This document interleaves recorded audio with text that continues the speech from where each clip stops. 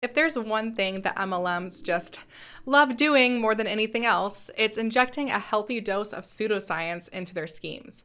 I mean, MLMs already walk the fine line between legality and straight up, well, fraud. So adding on a bit of quackery, things like crystal healing and homeopathy, isn't a big stretch for them. But there's one specific form of pseudoscience that I've seen pushed by virtually every MLM company out there.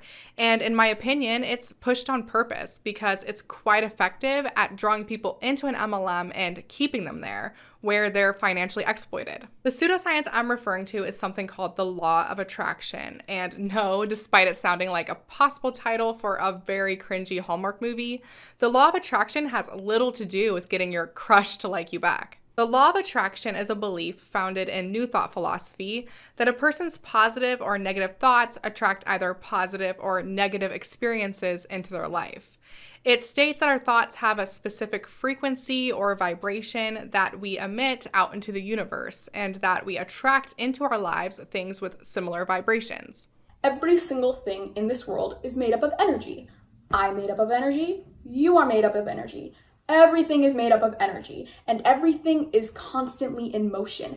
Everything is constantly vibrating, and we are all vibrating at different frequencies based off of the energy that we are giving off. Think about when somebody says like, oh, like I vibe with that person, like I vibe with you.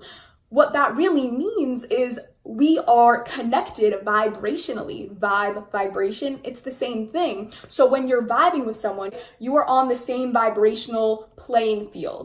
The law states that we can literally think things into being, that everything that happens in our life is a result of our own thoughts and feelings, and that we can change our circumstances by just changing our thoughts. Happy, positive thoughts have a higher frequency, which attracts good things into your life that also apparently emit a high frequency. Likewise, bad or negative thoughts have a lower frequency, which attracts bad things into your life that also have a low frequency. Proponents claim that not only is a law a spiritual belief system, but that there is actually empirical evidence to support the law. They often cite incorrect or irrelevant scientific information to back up their claims. They especially like to cite their severely flawed interpretations of the theory of quantum mechanics. I'm not going to go through and individually debunk the science they claim supports the law of attraction because that could be a completely separate video on its own. But what's important to know is that the claim that there is empirical evidence to support the law is completely false. The law of attraction is widely regarded as pseudoscience by the scientific community, as it's untestable and relies heavily on anecdotes, which we know anecdotal evidence is pretty much useless when trying to determine any truth. The law of attraction, which I'm from this point on going to refer to as LOA, was first introduced in the early 1800s by a hypnotist named Phineas Quimby. Of course, leave it to the hypnotist to claim that we can change things with our mind.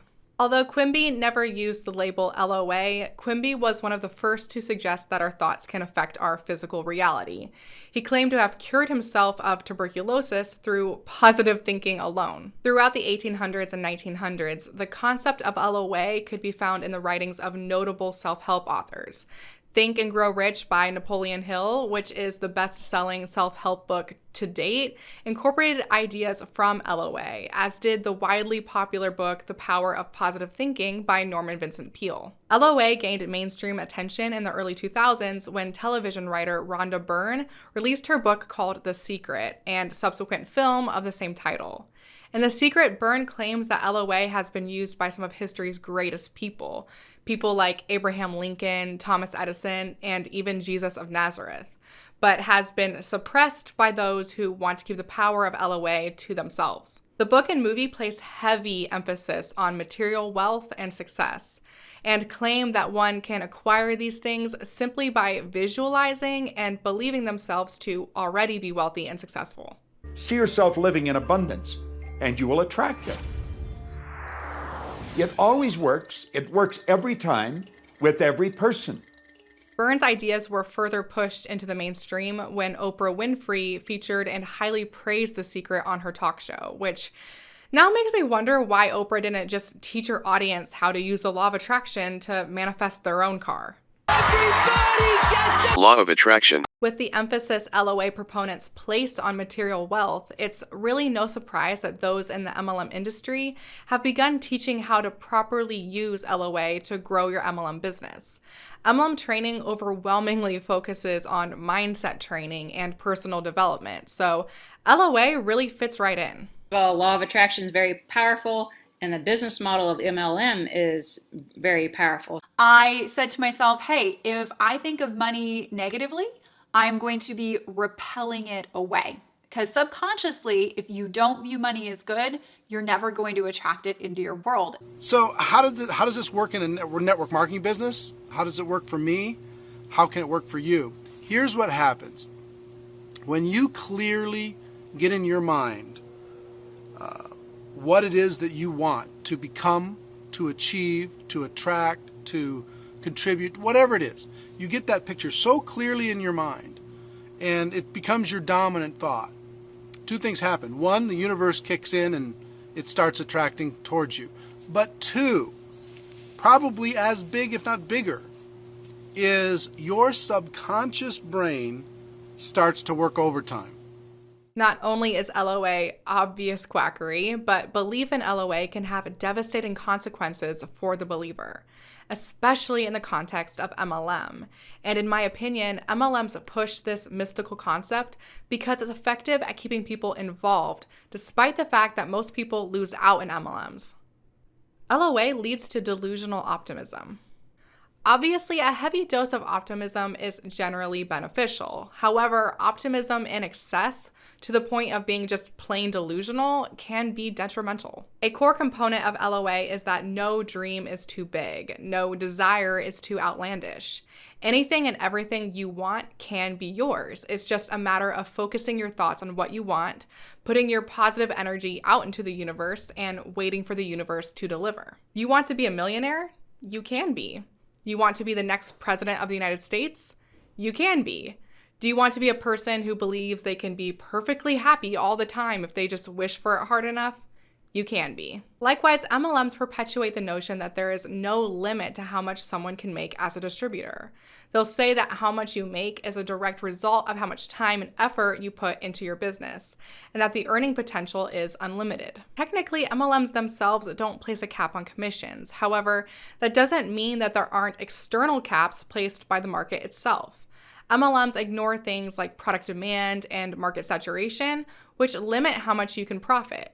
It doesn't matter how hard you work your business. If you're selling Herbalife shakes and there are already 5 other people on your block selling Herbalife shakes, you're probably not going to sell a lot of Herbalife shakes. The idea that anything is possible if you just work hard enough and believe hard enough results in people diving headfirst into MLMs with very few contingency plans.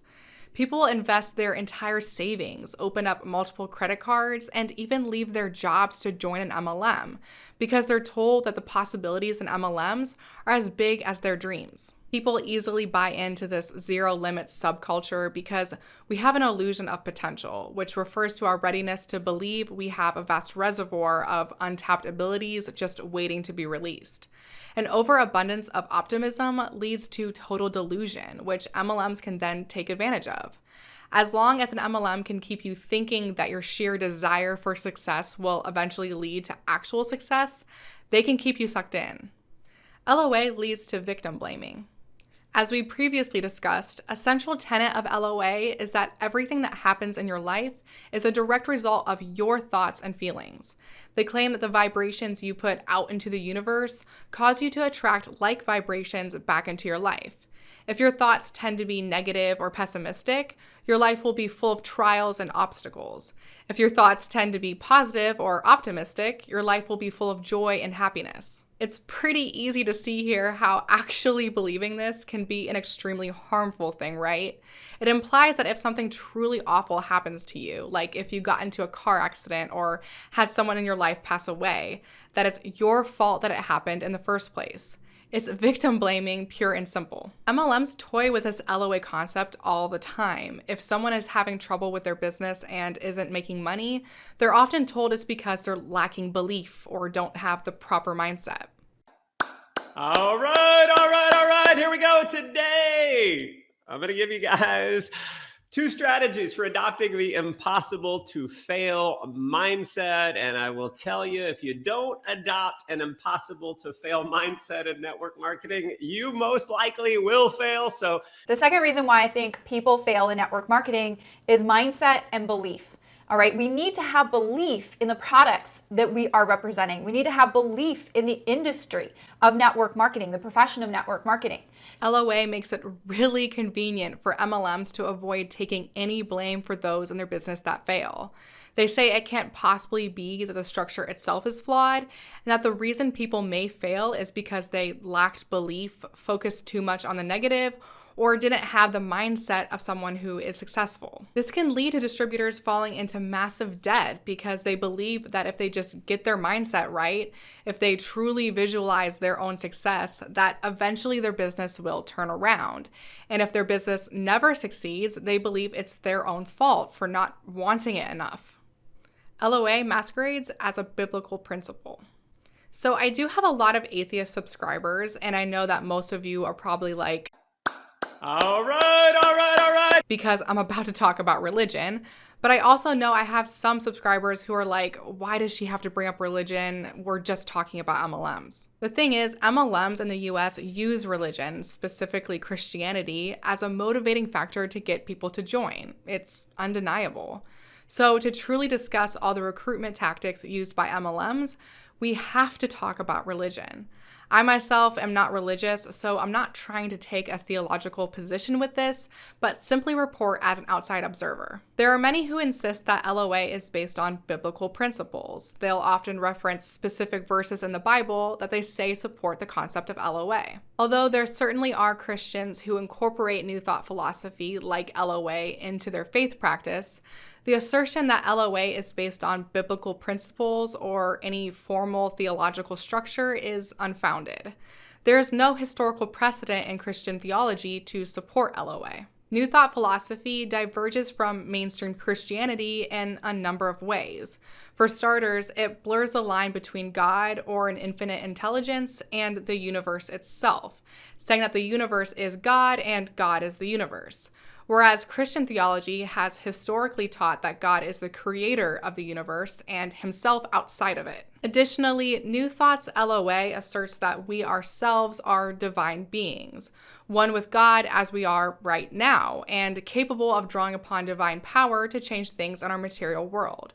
To the contrary, standard Christian teachings maintain that we are creations of our Creator, anything but divine, and rely on the love and mercy from God to provide for our needs. We can clearly see that LOA does not stem from mainstream Christianity, but more that people believe in LOA first and then go to the Bible and interpret scripture to support what they already believe. If LOA is truly a biblical principle, it should have resulted from biblical interpretation first, and not have originated from the ideas of a hypnotist in the early 1800s. Most new spiritual movements, like New Thought, benefit from anchoring themselves to a widely accepted theological system.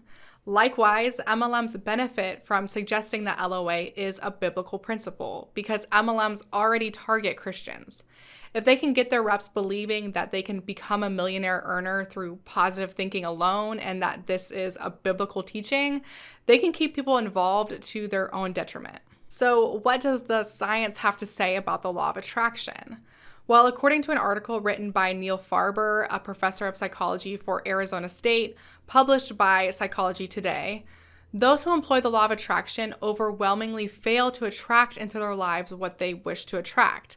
The failure rate is apparently about 99.9%. Does that statistic sound eerily familiar to you? What's important to realize is that both MLMs and proponents of the law of attraction lean heavily on anecdotes, and there's a reason for this. They only ever showcase the 1% of people who are successful and never showcase the 99% who fail. They do this because humans have this terrible tendency of putting too much stock in emotionally charged stories rather than actual data. We want to believe so badly that there's something out there, whether it's the law of attraction or an MLM business, that will solve all of our problems. It's important to realize that there are those who are willing to take advantage of this human tendency for their own gain. don't let them. MLMs can and do use the law of attraction as a method of exploitation. They thrust victims into this vicious cycle of believing they can achieve success through proper mindset, failing to do so, and then believing they failed because they didn't have the proper mindset. In many ways, it's the perfect scam. The MLM maintains immunity while cashing in on the losses of those caught in the cycle. Thanks so much for watching. If you like this video, please make sure to subscribe, ring the bell, follow me on Twitter at the Antibot, follow me on Instagram at TaylorLee_1993. Consider donating to my Patreon, and I'll see you on the next one. Say bye.